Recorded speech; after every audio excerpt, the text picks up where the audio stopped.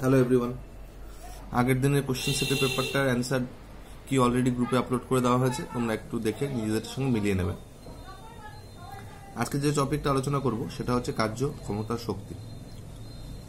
তো প্রথমেই বলে রাখি, কোনো বস্তুর উপর বল প্রয়োগ করলে যদি বস্তুর প্রয়োগ বিন্দু স্মরণ হয় কেবলমাত্র তখনই কার্য হয়।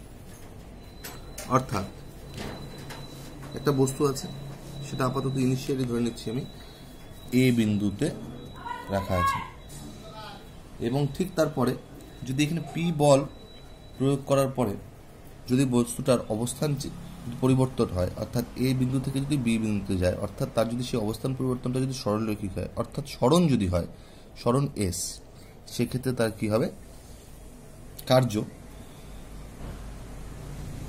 সমান সমান হবে বল ইন্টু সরণ। কার্য হবে বল ইন্টু সরণ, এটা তার কার্য। এবার কার্যের এসআই এবং সিজিএস একক। সিজিএস পদ্ধতিতে কার্যের একক কি হবে, আর এসআই পদ্ধতিতে কার্যের একক কি হবে? এসআই একক হবে জুল, আর সিজিএস পদ্ধতিতে হবে আর্ক। আর্ক এবং জুল। এবার আর্ক আর জুলের সাথে সম্পর্ক, 1 জুল সমান সমান 10⁷ আর্ক। 1 জুল সমান সমান 10⁷ আর্ক। এরপরে যে টপিকটা সেটাতে চলে আসি, কার্যহীন বল। কার্যহীন বল বলতে আমরা কি বুঝবো? কার্যহীন বল বলতে বুঝবো বস্তুর উপর প্রযুক্ত কোনো বল যখন বস্তুর সরণের অভিমুখের সাথে পারপেন্ডিকুলারলি অ্যাক্ট করে, অর্থাৎ লম্বভাবে যখন ক্রিয়া করবে তখন সে বলটা কোনো কার্য করে না। অর্থাৎ বস্তুর সরণের অভিমুখ এবং বস্তুর প্রযুক্ত বল যদি এরা পরস্পর যদি সমকোণে থাকে, তাহলে সেক্ষেত্রে কি হবে, বলটা কি হবে, কার্যহীন বল, অর্থাৎ বলটা কোনো ধরনের কোনো কার্য করবে না। কার্য আমরা সমান সমান কি জানি, W = F × S × cos θ। এখানে থিটার ক্ষেত্রে 90°, ভ্যালুটা কত হয়ে যাবে, এক্ষেত্রে থিটার ক্ষেত্রে ভ্যালুটা হয়ে যাবে 90, F × S × cos 90 মান কত, cos 90 মান হয়ে যাচ্ছে 0, অর্থাৎ ইকুয়েশনটা কত হচ্ছে 0। তার মানে এক্ষেত্রে কোনো কার্য হচ্ছে না। অর্থাৎ কি, বস্তুর উপর প্রযুক্ত বল এবং বস্তুর সরণের অভিমুখ, এই অ্যারোটা না নিচে, সরণের অভিমুখ যদি এরা পরস্পর সমকোণে যদি থাকে, তাহলে সেক্ষেত্রে কি হবে, বলটা কোনো কার্য করবে না, অর্থাৎ সেক্ষেত্রে আমরা একে বলবো কার্যহীন বল। এরপরে যেটা টপিক সেখানে চলে আসব। এবার ক্ষমতা আমরা কাকে বলবো, অর্থাৎ কার্য করার হারকে আমরা ক্ষমতা বলবো। হার কথার অর্থ কি, হার কথার অর্থ হচ্ছে সেখানে হর হিসাবে সময় থাকবে। তার মানে ক্ষমতা সমান সমান কি, কার্য বাই সময়। তো এখানে হর হিসেবে কি আছে, সময়, অর্থাৎ কার্য করার হারকে, তার মানে W/T। তাহলে এক্ষেত্রে কাজ করার হারকে আমরা বলবো ক্ষমতা। তো এক্ষেত্রে আমি বলতে পারি এসআই পদ্ধতিতে কার্যের একক কি, জুল বাই সেকেন্ড, তার মানে কি জুল পার সেকেন্ড। এটা কিন্তু ক্ষমতার একক। ক্ষমতার একক কি, ইউনিট, এসআই ইউনিট ক্ষমতার, এসআই ইউনিট অফ পাওয়ার, ক্ষমতার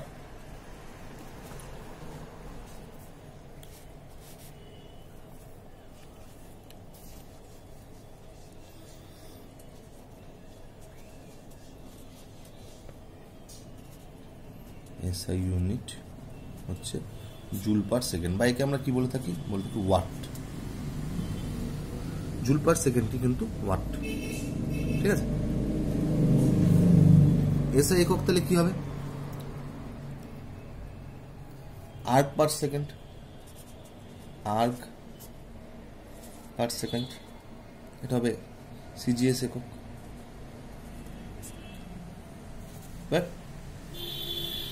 আরেকটা হয় এইচপি অর্থাৎ হর্স পাওয়ার। এই একটা জিনিস খুব ইম্পর্টেন্ট, এখানে হর্স পাওয়ারের একটা conversion, 1 HP equal to 746 watt. এই কোশ্চেনটা কিন্তু অনেক সময় পরীক্ষায় এসে থাকে। 1 হর্স পাওয়ার সমান সমান কত ওয়াট, সেক্ষেত্রে বলতে হবে 1 হর্স পাওয়ার সমান সমান 746 ওয়াট।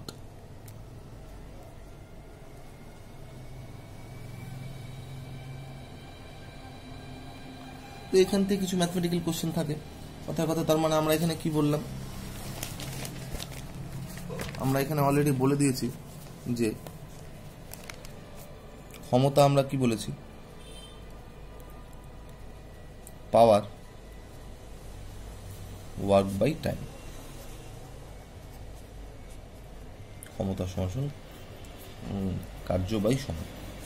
কার্য বলতে কি বলেছি, কার্য বলতে কি বললাম, ফোর্স ইন্টু ডিস্টেন্স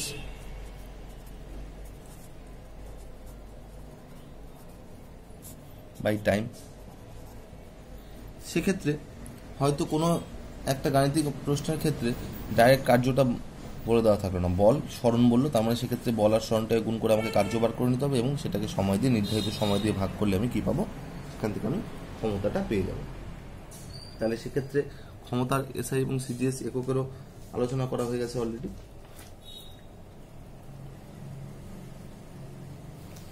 যেমন বড় বড় বিদ্যুতের ক্ষেত্রে আমরা কি ইউজ করি,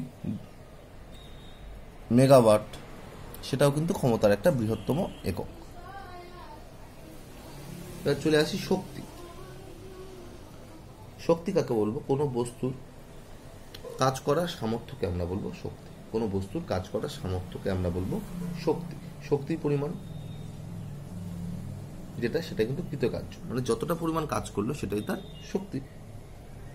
শক্তি কত রকম, শক্তি দুই প্রকার, একটা হচ্ছে স্থিতিশক্তি, একটা হচ্ছে গতিশক্তি। একটা হচ্ছে স্থিতিশক্তি, একটা গতিশক্তি। Kinetic energy, potential energy. গতিশক্তিকে আমরা কি লিখি, হাফ এম ভি স্কোয়ার, অর্থাৎ হাফ ইন্টু বস্তুর ভর ইন্টু বস্তুর বেগের বর্গ। আর স্থিতিশক্তিকে লিখি এম জি এইচ, অর্থাৎ বস্তুর ভর অভিকর্ষ ত্বরণ, বস্তুর ভর অভিকর্ষ ত্বরণ এবং যতটা উচ্চতা থেকে বস্তুটাকে ছাড়া হবে সেটা। এবার এর কিছু কিছু অ্যাপ্লিকেশন আছে, স্থিতিশক্তির অ্যাপ্লিকেশন, গতিশক্তির অ্যাপ্লিকেশন, তোমরা সেটা পড়ে নেবে। যেমন কিনা ঘড়ির স্প্রিং, সেটা কিন্তু পটেনশিয়াল এনার্জি অর্থাৎ স্থিতিশক্তি।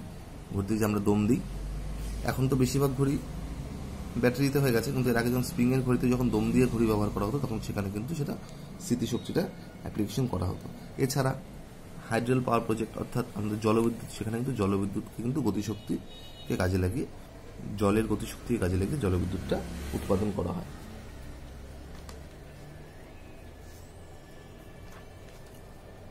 এবার চলে আসি যন্ত্র। যন্ত্র আমরা কাকে বলবো, যেটা আমাদের কাজকে সহজ করে দেবে তাকে আমরা বলবো যন্ত্র, অর্থাৎ যার সাহায্যে আমরা অল্প পরিশ্রমে বেশি পরিমাণ কাজ করতে পারবো তাকে আমরা বলবো যন্ত্র। তো সেখান থেকে সরল যন্ত্র, ঠিক আছে। সরল যন্ত্র ক্ষেত্রে তোমরা কি জানো, প্রথম শ্রেণী সরল যন্ত্র, দ্বিতীয় শ্রেণী, তৃতীয় শ্রেণী। এবার সেখান থেকে প্রত্যেকটা এক্সাম্পল প্রথম শ্রেণী, দ্বিতীয় শ্রেণী এবং তৃতীয় শ্রেণী সরল যন্ত্রের মধ্যে কারা কারা পড়ছে এবং তাদের মধ্যে কি থাকে, একটা থেকে বলবাহু, একটা থেকে রোধবাহু, আর একটা থেকে আলম্ব বিন্দু। এই তিনটের পজিশন, অর্থাৎ প্রথম শ্রেণীর সরল যন্ত্রের ক্ষেত্রে বলবাহুটা কোন দিকে, এর আলম্ব বিন্দুর অবস্থান কি হয়, ভা, ঠিক আছে। প্রত্যেকটা ক্ষেত্রে, দ্বিতীয় শ্রেণীর ক্ষেত্রে কি হয়, প্রত্যেকটা ক্ষেত্রে পড়তে হবে। এবং আরও ইম্পর্টেন্ট যেটা, সেটা হচ্ছে তার যান্ত্রিক সুবিধাগুলো। প্রথম শ্রেণীর সরল যন্ত্রের যান্ত্রিক সুবিধা 1 না 1-এর বেশি না 1-এর চাইতে কম, দ্বিতীয় শ্রেণীর ক্ষেত্রেও তাই 1 না 1-এর বেশি না 1-এর চাইতে কম। সেক্ষেত্রে কিন্তু অনেক ধরনের প্রশ্ন এখান থেকে হয়ে থাকে। সুতরাং এই সরল যন্ত্রের ব্যাপারটা তোমরা একটু যত্ন সহকারে পড়বে এবং এখান থেকে খুব ছোট ছোট প্রশ্ন হওয়ার সম্ভাবনা কিন্তু অনেকটাই বেশি।